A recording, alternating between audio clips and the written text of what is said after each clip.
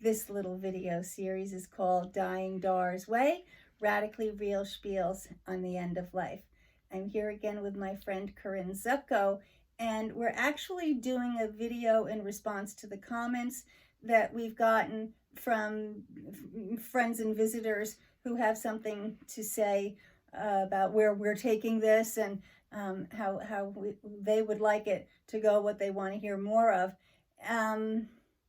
And gamification was a hot topic. And gamification was a really hot topic. I want you to know that I have not until very recently even heard the word gamification, but I glommed onto it right away because I can recognize things that elicit a dopamine response and a pleasure cascade response when I see it. And whether you want to call it gamification or happy neural pathways, people have a fundamental need to seek comfort and fun.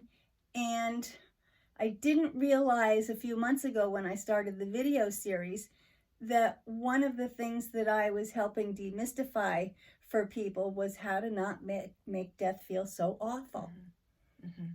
So with this term gamification, then we'll get into a few of the specific ways of gamifying that Dar has identified, but I first would love to just share a definition of gamification. Yeah. So because I had heard of this term too, and this definition is very helpful. So it's the application of typical elements of game playing to other areas of activity.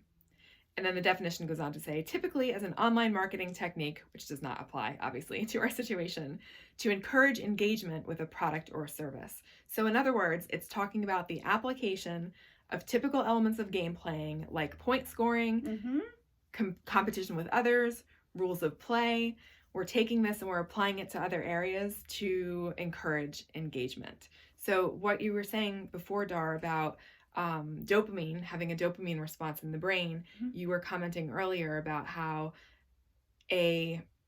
all of our brains like strategy, which is one of the first things that you mentioned in terms of a way of gamification, and strategizing. Let's face it, the people who have the deep pockets, who can do this kind of the research, are the ones who are going to be able to fund the research that will come up with ways of lighting up that part of the brain that gets pleasure. And they have found that gamification is one of the ways to get you to keep on hitting the sugar handle, or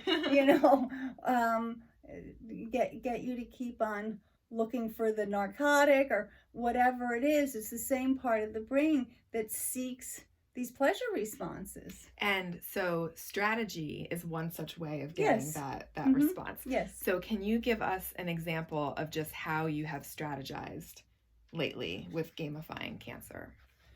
So I've gotten a little bit competitive with myself about getting the medication schedule right. Don't help me if I don't ask for help. Don't give me any help. I want to take it. Do it self, mommy. I've really sort of become childlike in my desire to manage as much of this as I possibly can. I initially was doing about 10,000 steps of walking per day and making a game out of beating myself until, this is February of 2020, and until through all of December and part of January, I can't believe it. I was doing 10,000 steps a day, sometimes 15, and like always several thousand steps per day until that one fell off the cliff. And it seems to be there's a developmental progression to the cancer as well. You go along tra-la and everything just seems fine, and then you fall off a cliff. And then you go along tra-la and you fall off the knitting cliff, or you fall off the eating cliff. You keep finding a new normal. You keep finding a new normal. And then part of the gamification is, how can I function at this level and still have a life worth living? Thank you for that. So strategizing is one way. You also said creating rules of play was another way that you've been gamifying cancer. So with creating rules of play, does any specific examples come up for creating rules of play?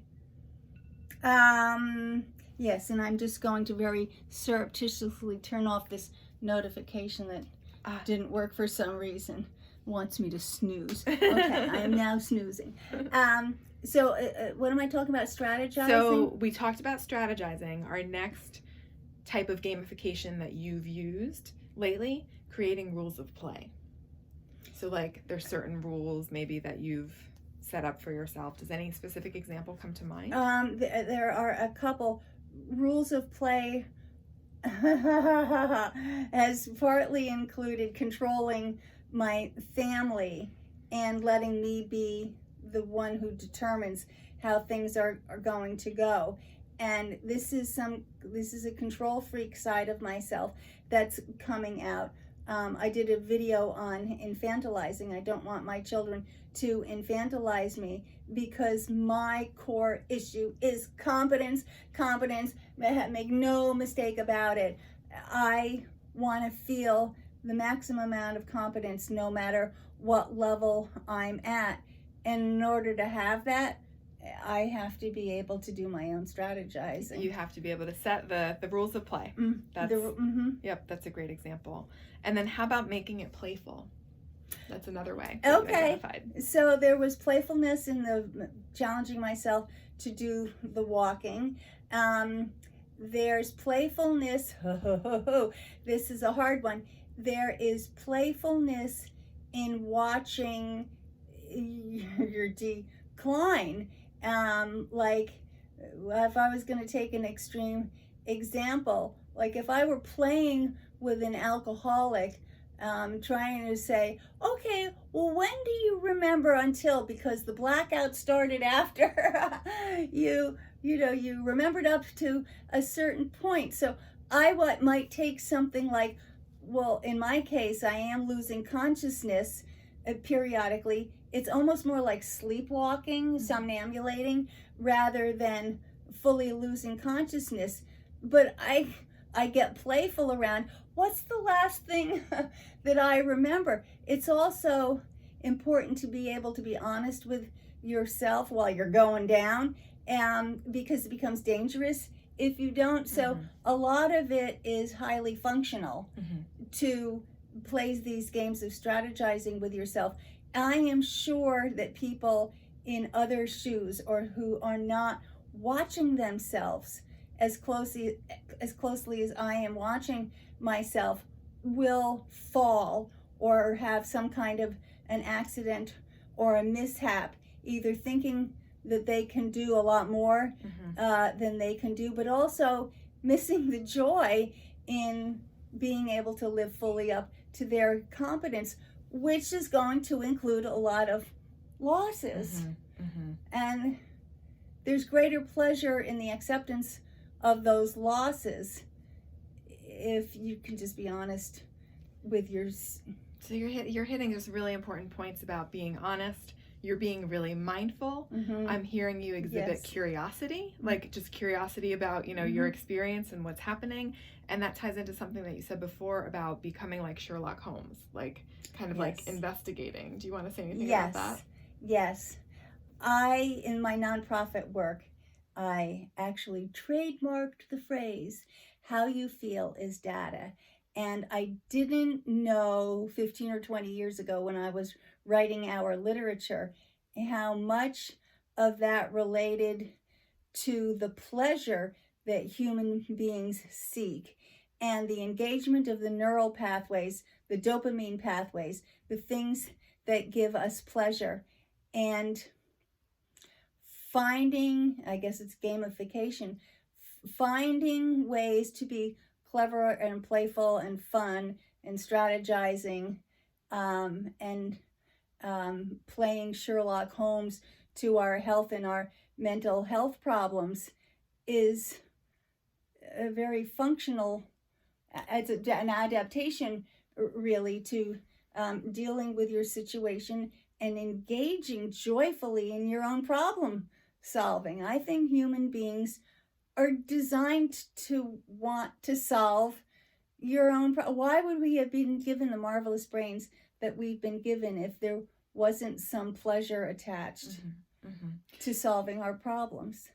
That's great. Does that tie into, so being like Sherlock Holmes, being curious, being investigative, activating those dopamine places in the brain through coming up with strategy, would you attribute that to being a reason why you still have not needed any anti-anxiety medications, any antidepressants? Is there a link there? I would be able to make that argument.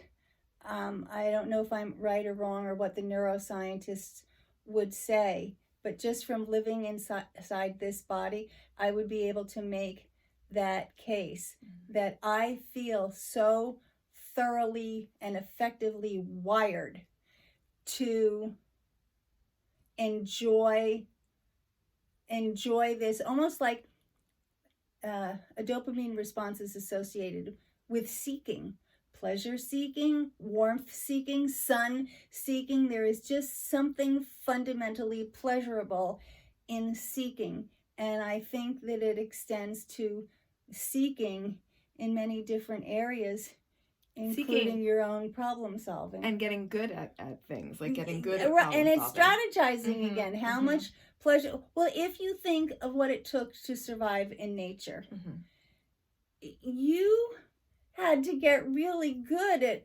whatever it was, smelling out the saber-toothed tiger and distinguishing that from the delicious wild boar, or at every level we were designed to do what is going to help us to survive, and that's always associated with a pleasure response. We have to be wired to seek out and take pleasure from whatever it is that survives. Like if you didn't have a pleasure response to food, you wouldn't there would be no reason for eating. That's true. Right. That makes sense. How about, okay, so I think we touched on most everything. We talked about, did we talk about making things playful? Is that what we just talked about? Yes. Okay. So then the last point that you had given me was about not being seduced by experts and being your own expert. Well, why should they get all the fun? It's like going down to Disney World and they say, oh, it's this creative paradise. Well, they are the ones that had all of the fun. For me, the fun is in creative processes. And I want to be having that fun. I want the thrill of discovery. I want whatever those brilliant game designer people are experiencing, and I want to be the one who takes pleasure from it. I think we've done ourselves a huge disservice by cutting ourselves off from basic, normal fun and basic, normal pleasure seeking. So yeah, I don't want Disney creating that. I want to create it. I love that. So being your own expert, being your own investigator, being curious yourself, coming up with, doing problem solving yourself, all that. Great. Yeah. I think we covered it. Do you have anything else you want to say? I think we did a good enough job. And I got to tell you, I am just so grateful that I'm still able to do this with you. I'm still so grateful too. I'm so grateful too. And I know I'm speaking on behalf right now of everybody watching. We love you so much. Everybody, I know that I'm saying this for all of you who are tuning in right now. And people are letting us do what we want to do. Yes. Thanks for watching.